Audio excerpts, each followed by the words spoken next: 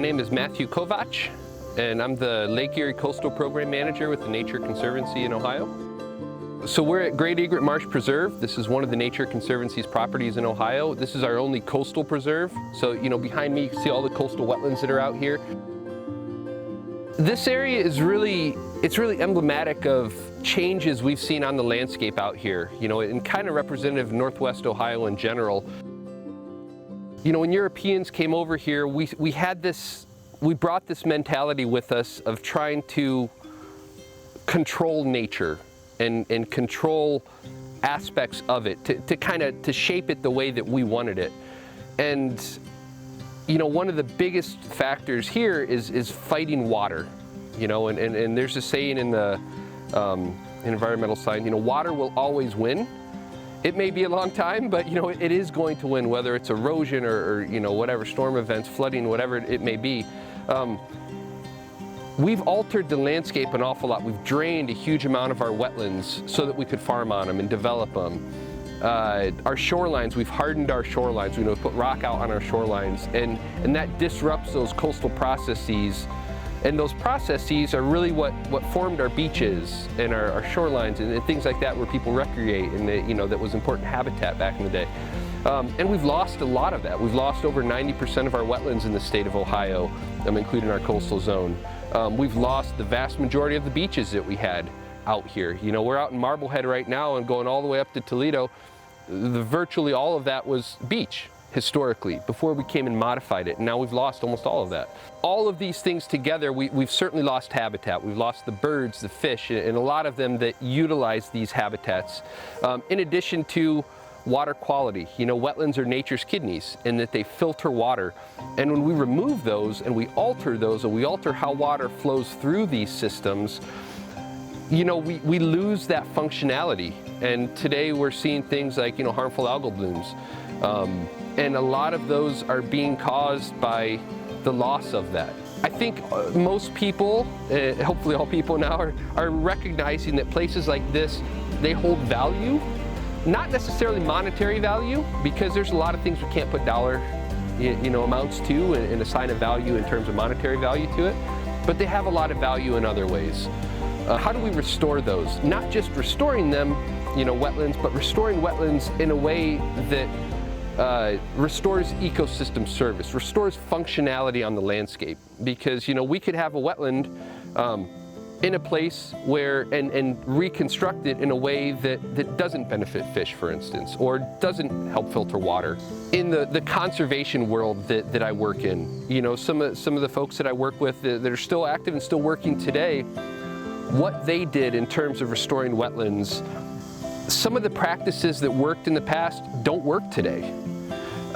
So we have to think differently, and we have to think not just for what we're seeing today and what we've seen in the past, and letting today and the past guide us, but we have to be planning for, and we are planning for, the future.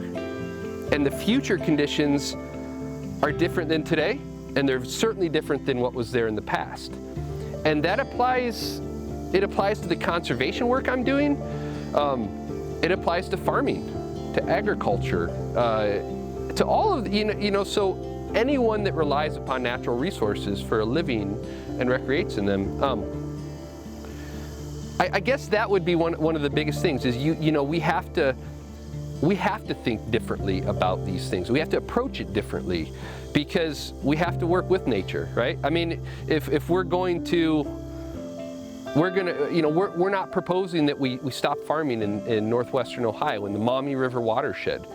That's not feasible, it's not possible, right? So what we're trying to do as the Nature Conservancy is we're trying to reduce the impacts of that. We're trying to help enable farmers, not necessarily work I do, but my partners that work in the agricultural areas. They're trying to help work with farmers and allow them to farm in ways that is better suited to current conditions and future conditions. And if we can do that, we're also going to be reducing nutrient inputs from flowing off lands, because farmers don't want that either. We want those nutrients to grow crops, not algae. So if we can help, do all of these things together, a combination of working up in the agricultural areas as well as down here restoring wetlands in strategic locations under conditions that we expect to see into the future, you know, we're gonna be creating that kind of world where humans and natures are thriving together. And we tend to focus on restoring those, you know, restoring wetlands in places where we call those ecosystem services, right? Where bird habitat, water quality improvements, all of those the services that nature provides. We try to restore those in places and in areas and in ways that restores that functionality and brings those services back so that we have those multiple benefits. We're not just restoring bird habitat, we're not just restoring fish habitat or just improving water quality. We're trying to do it in ways that all of those things benefit. You know, the Nature Conservancy, like I mentioned, we're trying to create a world where humans and nature can thrive together. You know, we don't see those things as conflicting or competing. You know, I don't know if you can see right now, there's a number of people fishing out here. You know, these are some of our best recreational habitats out here in terms of fishing. You know, huge economic impacts to that and recreational impacts. So when we restore that habitat, you know, we're bringing those things back. We're improving the quality, say, of those fisheries. A number of people, you know, especially now, paddle sports are becoming more and more popular, and we have kayak launches here. And these are some fantastic areas to come out and recreate, you know, paddle around, canoe, kayak, paddleboard.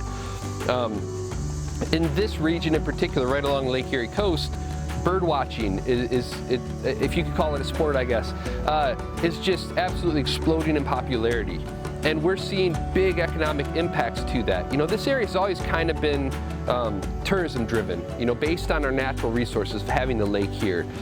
And, you know, during migration season, especially in May, the amount of economic impact from people coming from not just Ohio or the United States, but all over the world, they're coming here to observe that and to see the habitats and the birds that are drawn to those habitats during migration season. And, you know, we're seeing big economic impacts here locally. You know, a lot of people will look out here and you may just see scummy water or whatever, but you look down, we're sitting here and you're seeing all kinds of fish swimming through this really crystal clear water. You know, nutrient levels in that water is excessively low.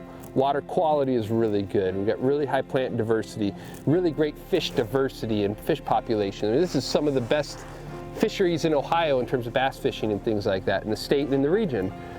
And all of those ecosystem services, and not to mention the birds that we've been seeing as we're driving around here. And having all of these parts and pieces, you know, when you have all those parts and pieces of nature, all the puzzle pieces are together, it works and it functions, and you can cram a whole lot of life into an acre that you can't in other ways, in other places, you know, on artificial landscapes, because all these things have adapted to this. It's very fertile. And we're really, you know, the more of this we can have out here, you know, the better our water quality is, the safer our drinking water is. You know, the recreational opportunities that are out here are really good. And, you know, this is humans and nature, all of that stuff, you know, benefits from having more of this out here. And is also, you know, these high quality areas, we use these, you know, we learn as much as we can from these and try to apply lessons from these areas to other areas we're trying to restore. So, you know, in that way, these sorts of areas, they may not be that valuable from a monetary perspective, but they're invaluable, you know, to the ecosystem, to the ecology, and to the overall well-being of our entire region.